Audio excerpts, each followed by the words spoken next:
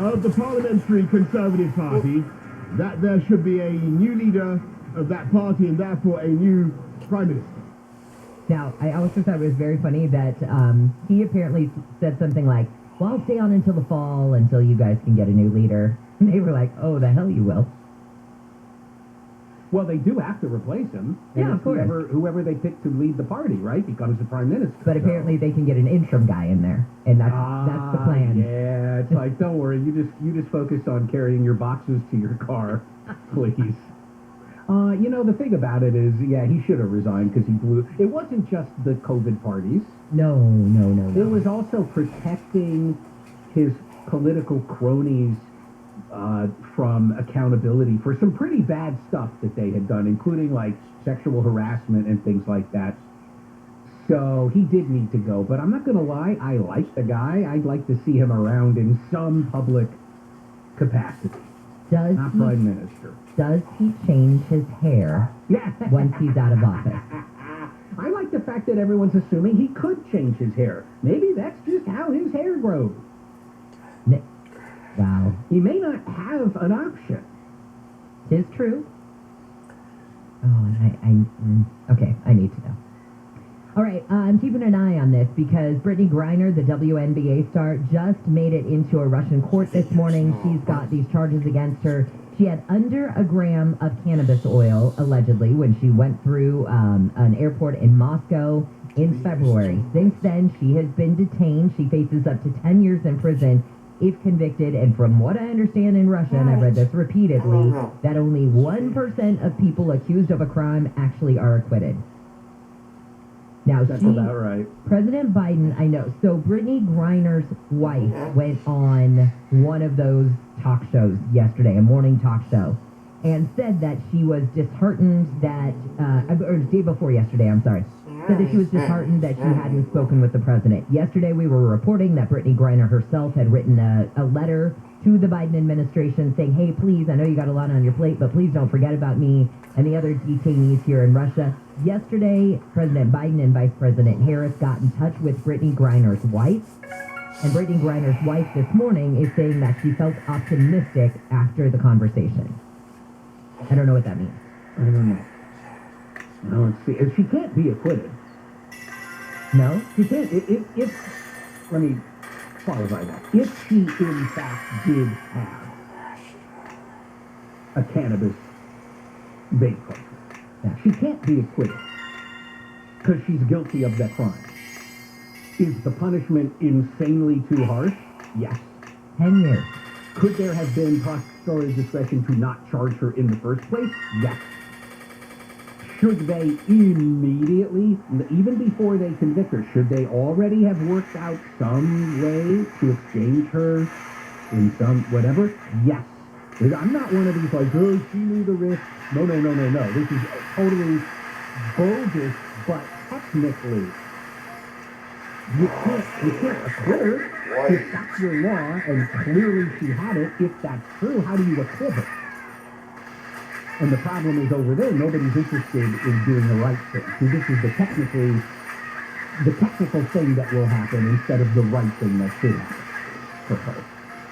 Speaking of criminal justice, Jerry Harris from that docu-series on Netflix about cheerleaders called Cheers got 12 years in prison and 8 years of supervised release for receipt of child pornography and for traveling interstate with intent to engage in illicit sexual conduct. The child pornography thing he got from an actual minor girl that he was communicating with, I think on Snapchat, and asked her over and over and over, send me dirty pictures of you, and I guess at some point she did. So there's that, and then he was going to go from, I forgot from where to where, but across several states. He traveled because he thought that he was going to, he was in Dallas, and he was going to go all the way to Orlando, and he was going to meet up and have sex with a 15-year-old, who he said, check this out, meet me in a bathroom at, and this part I'm just making up, but like meet me in a bathroom at the Denny's on Main Street.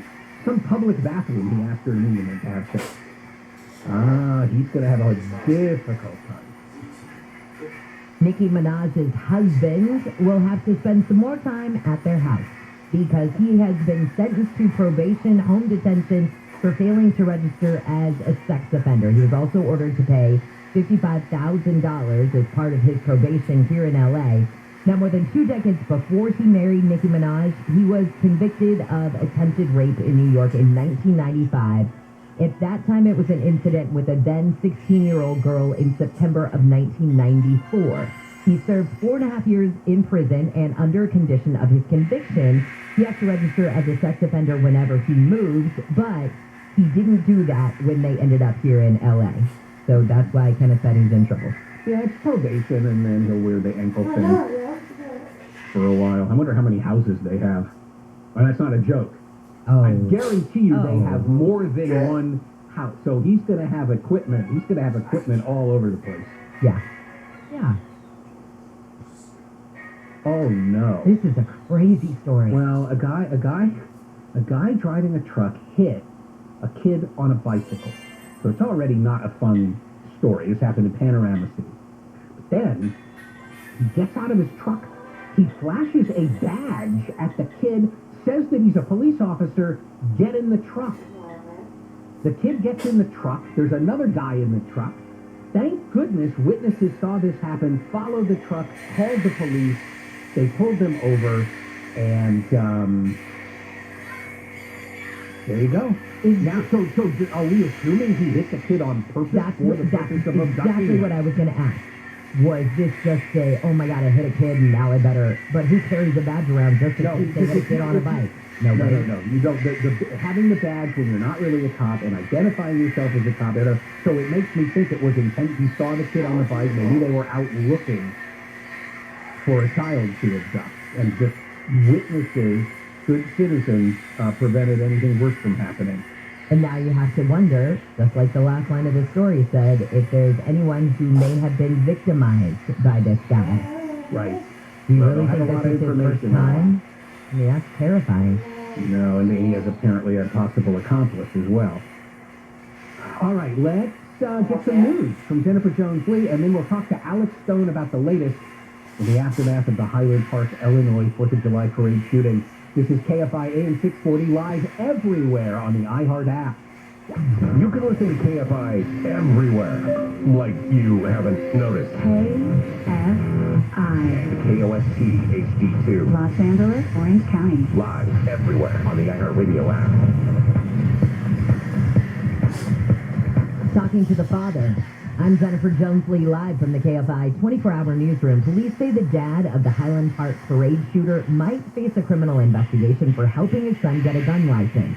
Illinois State Police Director Brendan Kelly says the father signed an affidavit to get a firearm ID when the shooter was under 21, despite his son's former threats to harm himself and others. It'll be up to the court, and it'll be up to this process to decide what was appropriate and what was not in this circumstance. Kelly says officials rely on friends and family to report questionable things in someone's life in order to take guns away from someone who poses a threat. Wayne's going to talk more with Alex Stone about the latest on the Highland Park investigation in just a second. Prosecutors say they're relieved the man who shot and killed rapper Nipsey Hussle in South L.A. has been found guilty of murder. L.A. County Deputy DA John McKinney says he hopes the verdict against Eric Holder yesterday will help Nipsey Hussle's fans and loved ones heal. We hope that there is some resounding peace in the fact that his killer will be in prison likely for the rest of his life. Holder's defense team aimed for lesser charges, arguing the killing was a reaction to Hussle calling Holder a snitch. Prosecutors dismissed those claims by pointing out the 9 minutes between the conversation and the shooting. Holder was also found guilty of charges related to other men wounded in the shooting. A man arrested for burglary in San Bernardino County has now been charged with rape. The man's DNA linked him to a rape that happened the week before the burglary in February.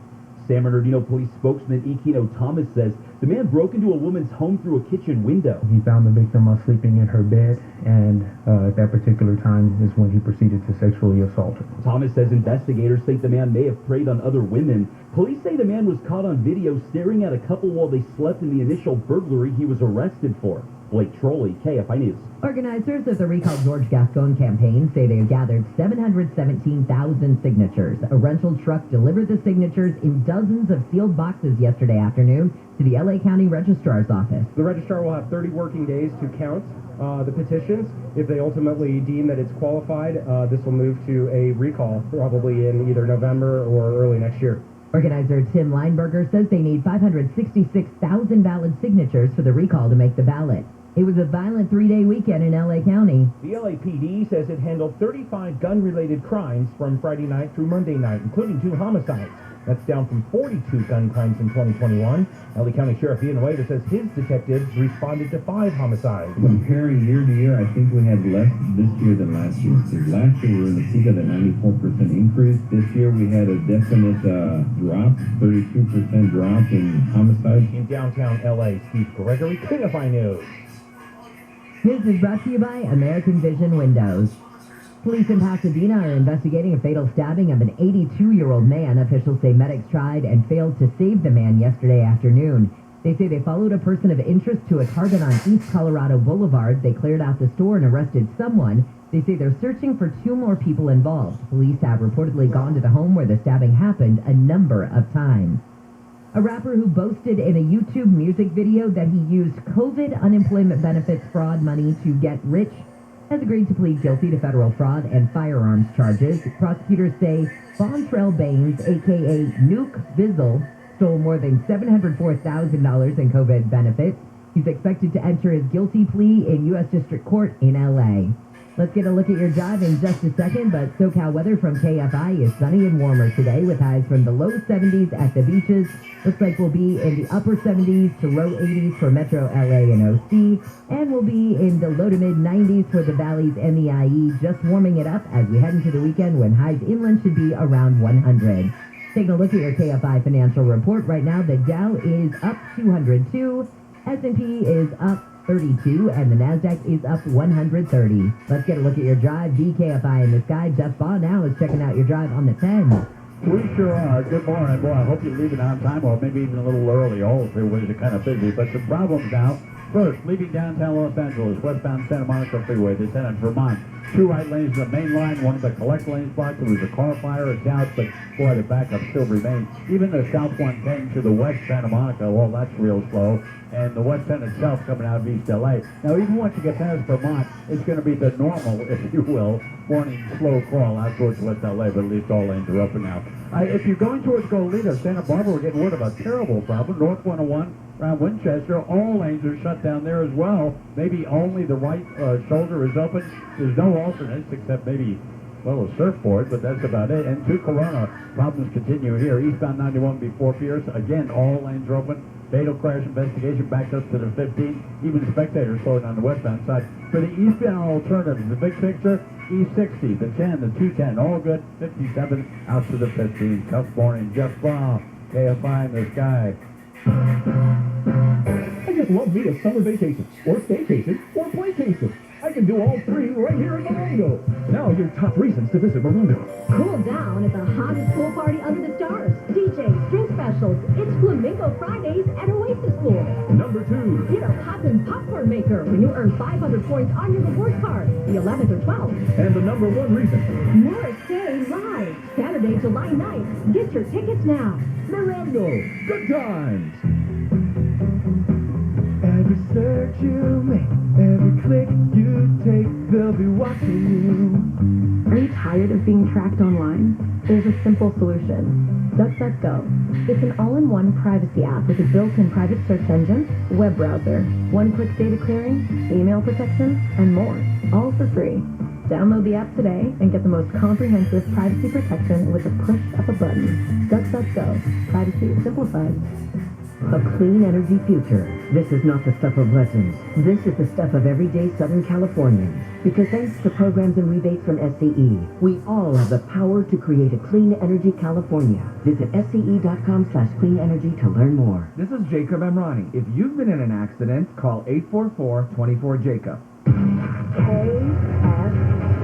More stimulating talk. An iHeart radio station.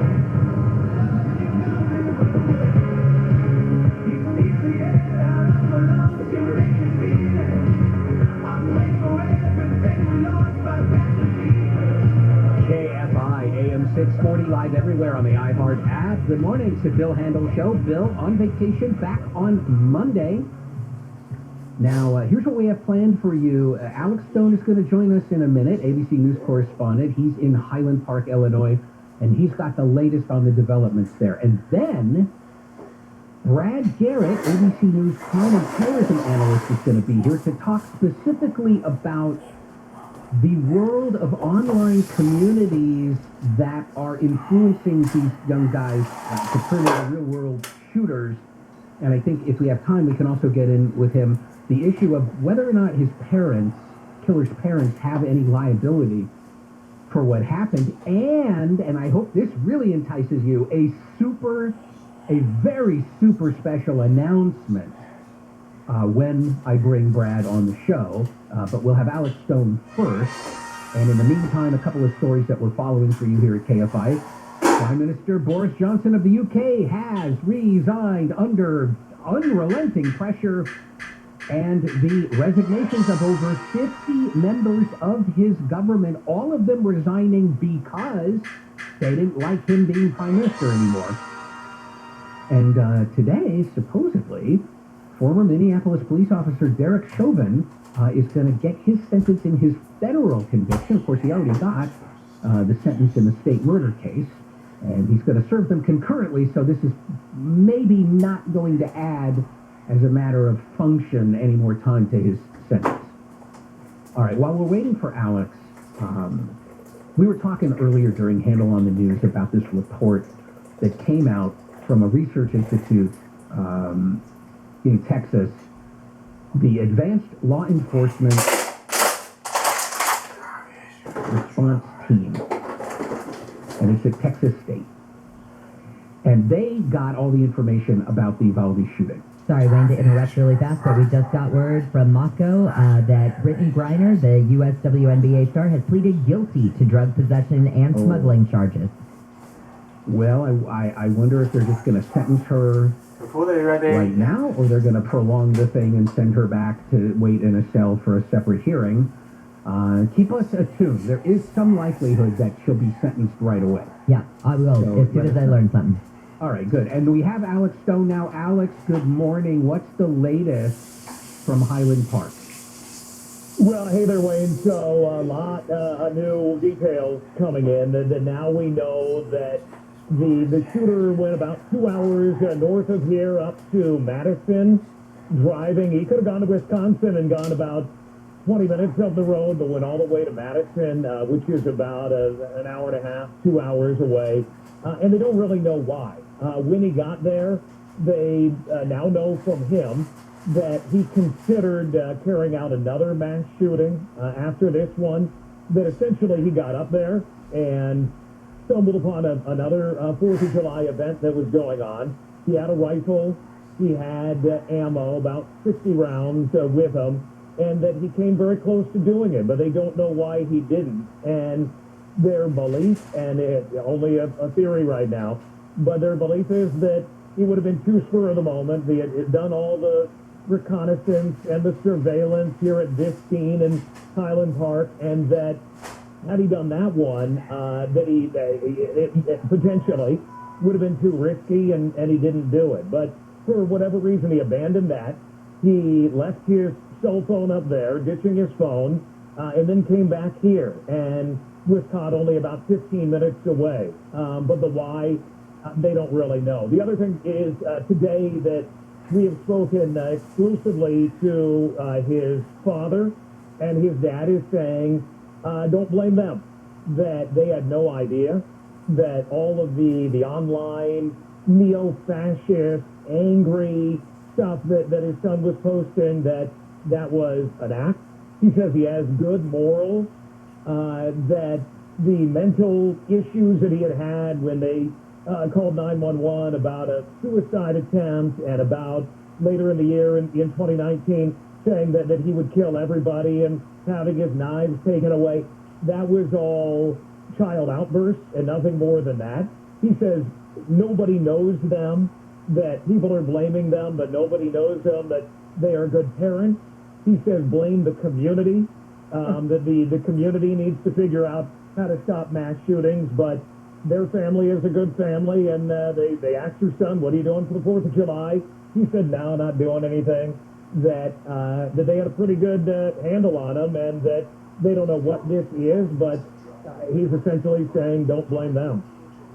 Well, they obviously didn't have any kind of handle on him. Also, if I could point out, the community did do one thing, and by the community there, I mean the state of Illinois and all the people in it, did do one thing to try to stop this, and that is they put into place the firearm restraining order laws, which had they had a different view of their son, the proper view of their son, which is that he was dangerous, they could have gone to court with a petition and put him under a firearms restraining order, but they didn't do it. So he's accusing the community of not doing enough when he himself didn't think anything needed to be done.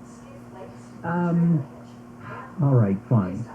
Hey, you know anything about the reaction in Madison to finding out that there almost or could have been a similar event there?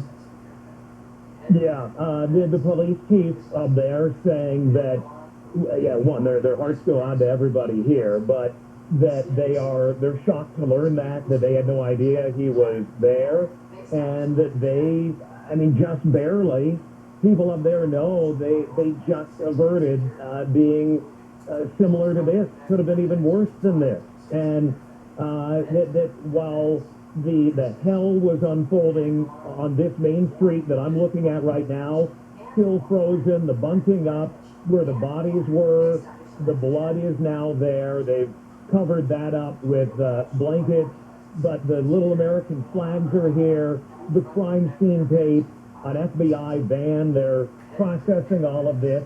That could have been them up there a couple hours later, and they know that. To your last point, though, about the dad, not only under the red flag laws could they have said, hey, take those 5 guns away from him, the dad is now being investigated by Illinois State Police for signing the document to allow him to get one of the rifles when he was a minor, well, under 21, but under Illinois law was considered to be a minor for buying an AR. And the dad said that investigation doesn't worry him at all, that all he did was give Illinois State Police the okay to do a background check on his son, and that he didn't give him the gun, that police didn't do their job in when they decided that his son was safe to have a weapon, but he's saying, no, I'm not going to be in trouble at all, I didn't do anything wrong. Well, he doesn't understand that he doesn't have the ultimate call on whether he's in trouble or not. Alex, thank you so much. We will continue to check in with you as this story continues to develop. Really appreciate it. You got it. Sounds good. Thanks, Wayne. All right. There he goes, Alex Stone, ABC News. And what we're going to do is get a news update from Jen, and then Brad Garrett, the crime and terrorism analyst for ABC News, is going to be here. We're going to talk about the online communities that lead to these things happening sometimes, and also the dad says he did nothing wrong, but Brad may or may not have a different view of that. And also there's a super special announcement when I bring Brad on. This is KFI AM 640 live everywhere on the iHeart app. And here's Jennifer Jones-Lee live from the 24-hour KFI newsroom. According to Russian media, U.S. basketball star Brittany Griner has pleaded guilty to drug possession and smuggling charges in her trial in Russia this morning. She was accused of taking less than a gram of cannabis oil for a vape pen through an airport in Moscow in February. TikTok's being sued by the parents of 2 young girls who claim they died participating in the latest blackout challenge. The website Know Your Meme describes the challenge as users trying to asphyxiate themselves to gain a massive head rush. And a county in Nevada will become the first in the nation to offer voting in Shoshone language. The latest Census Bureau determined that Nye County will be required to offer assistance for the Native American language. From the Driveway.com Weather Center, we've got a sunny, warm day ahead with highs from the low 70s at the beaches to the mid-90s inland. This report is brought to you by Amtrak. Let's get a look at your drive with VKFI in the sky in the 5. Thank you, Jennifer. Good morning to you. Listen, all freeways are kind of busy this morning, so make sure you leave on time if you're still at home. The southbound 5 now, leaving the East LA interchange is much slower than it should be. There was, or actually is still a problem, but it's over to the shoulder. South 5 before you get down to Lakewood Rosemead. That's just before the 605. That's what that's all about. After that, you're going to be okay. Northbound this morning, drive slow. And quite a problem. We're trying to get out there. Hopefully the marine layer will let us see it. But quite a problem leaving Corona, East 91 before Pierce. The whole lane's been shut down. More on that coming up. Don't go away. Jeff Baugh, KFI in the sky. Bad news, water restrictions are here. Good news, Rough and Tough Turf is your answer. You're going to save money on water and gardening bills, and Rough and Tough guarantees it'll pay for itself within years. Call Rough and Tough Turf right now and ask about the KFI Spring Special. You're going to get free demo and $1,000 off. 818-403-3581. 818-403-3581. 818-403-3581 or the website, roughandtoughturf.com. That's RUFF, letter N, TUFF, TURF.com. CSLB 1030514. Did you know audio memory lasts 6 times longer than visual memory? That's why businesses advertise with iHeartMedia, the #1 audio company in the country. Reach consumers with radio, podcasting, streaming, and more. Make your business a household name and visit iHeartAdvertising.com or call 844-BUY-RADIO. Grow your reach, grow your business. Call iHeartMedia today. Visit iHeartAdvertising.com or call 844-BUY-RADIO. Guy in his cheap transmission fluid. Seriously? My dealership just checked the brakes. We all know how it can be to go to the wrong place for car repair. I can't believe that check engine light is on again. So don't risk it. Take your car to the experts at AMCO. AA, MCO. Check engine light on? We'll check it for free. Restrictions, limitations, and exclusions may apply. See AMCO.com for complete details. The Dodgers, fireworks, and 80s music. What more could you want? Come to Dodger Stadium on July 8th when the Cubs visit and stay for Friday Night Fireworks presented by California Pizza Kitchen. For tickets, visit Dodgers.com/promotions. Adjusting thermostats, signing up for eco-friendly rebates, all to create a clean energy California. And thanks to programs and incentives from SCE, we all have the power to ensure a clean energy future. Visit SCE.com/clean energy to learn more. Enjoy deep freeze savings on ice cream at Whole Foods Market. Take 25% off ice cream and frozen treats through July 19th, while supplies last. Plus, Prime members save an extra 10%. See more on the Whole Foods Market app. Make this the year you go to our iHeartRadio Music Festival. Friday, September 23rd and Saturday the 24th. T-Mobile Arena here in Las Vegas. Buy your tickets now at AXS.com. Having the time of your life is more rewarding than ever when you visit any of the MGM resorts nationwide. With MGM Rewards, dine, stay, play, and earn on all of it. Get details at MGMRewards.com. Subject to warning and redemption limitations applicable to certain purchases and in certain states. Gas prices, food prices, oxygen prices. The cost of living is getting insane. A vacation is probably out of the question. Right. Wrong. KFI has your inflation vacation with $1,000 every weekday from 9 a.m. through 6 p.m. Just listen for the keyword, then enter it at KFIAM640.com/cash. No texting, just winning. Listen to win $1,000 every hour weekdays from 9 a.m. through 6 p.m. An inflation vacation on KFI AM640. More stimulating talk. So say what you wanna know, say what you wanna know, say what you wanna know, say what you wanna know, say what you wanna know. KFI AM 640 live everywhere on the iHeart app. It's the Bill Handel Show.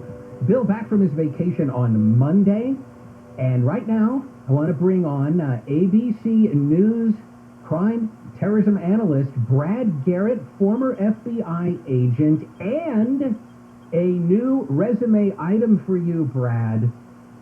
Fill-in host for Gary and Shannon today and tomorrow right here on KFI. Welcome aboard. Well, thank you, sir. I'm sure it will be fun. I have no doubt.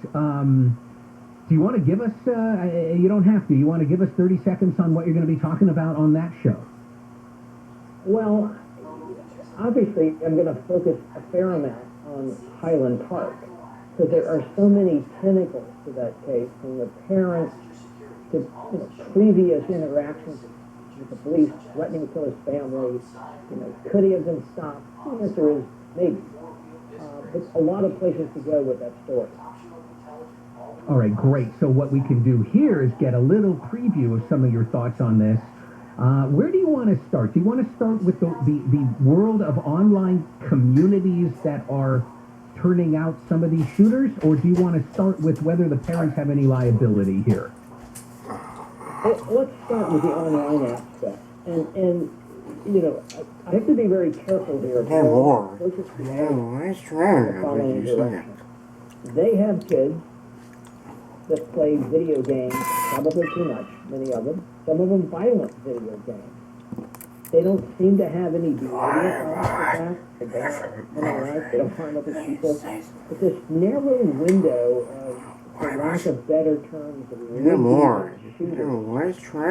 to go into these chat rooms, tend to go play Call of Duty, whatever you might want to go to, that's very violent.